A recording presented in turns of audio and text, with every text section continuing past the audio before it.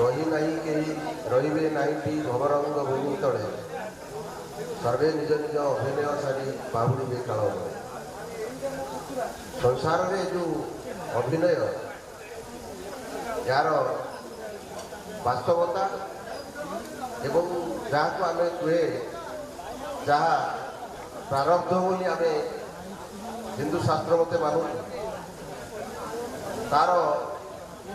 सफलता को जो मैंने आज आम ये उद्यान सभार समस्ते गाँव समस्त निजर अनुभूति को बखाणुं तार गोटे ज्वलंत उदाहरण होती पूज्य स्वर्गीय कार्तिकेश्वर साहू महोदय मु छोट बेले नना सह आसी था 6 मिल को से सहित मोर प्रथम परिचय ब्राह्मण मान अत्यंत विनम्रता सहकार प्रणिपात कर नना सहित अत्यंत मधुर संपर्क एते अहम शून्य मनीष एते स्नेही एवं एते दरदी मनीष जहाँकर संस्पर्श आसवा मात्रे जानी हुए एवं छाप आजीवन रही परवर्ती समय आम पूर्वपीढ़ी परपीढ़ी मनीष निरंजन साहू एवं अन्य सन्तान सन्तति से सहित आम समयक्रमे आमर घनिष्ठता वृद्धि पाई एवं सहित संस्पर्श आसवा सुजोग एजावत लाभ कर देखा मात्रे से एभली जड़े माने सफल मनीष मानविकतार स्पर्श को से एभली माने छुईंचंती जे मानवता को से उत्कर्षता एभली से प्राप्त होती जे देखा मात्रे विनम्रता अहम शून्यता एवं अन्यमान प्रति स्नेह श्रद्धा से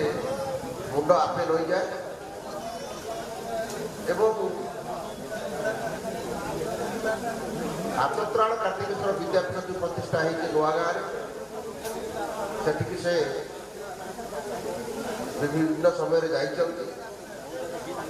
पिला स्नेह श्रद्धा देते आम संस्पर्श आसीचु विभिन्न कार्यक्रम करूँ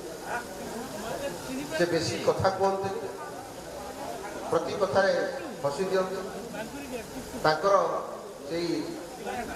माने स्वल्प कथन एवं नीरव सम्मति बहुत किसी माने कही जाए बहुत किसी माने अनुभव से आसी था तेणु प्रति कथार प्रति सकारात्मक कार्य सम्मति एवं सहयोग से विद्यालय आज अनेक अनुसूचित जनजाति वर्गर पिला आवासिक विद्यालय रही पाठ पढ़ुं विभिन्न समय से विद्यालय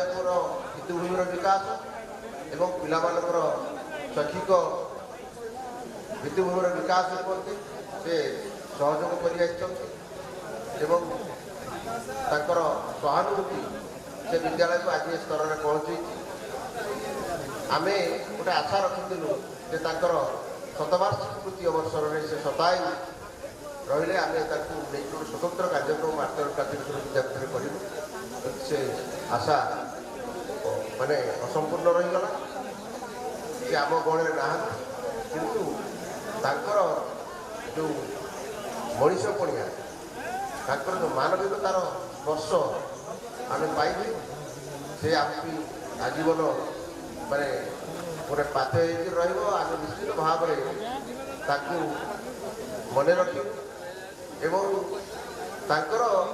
जो परिवार को जो संतान संतति मान जो संस्कार देते भावनार जो माने स्पर्श एम निकट में अच्छी बर्तमान प्रेरणा सब माने सामाजिकतार जो माने उत्कर्षता बजाय रही मु आशा करूँ जो अच्छी भाइब्रेसन यहाँ निश्चित भाव में चतुर्पार्श्व माने प्रसरी एवं आम जहाँ पाई आजीवन मन रखू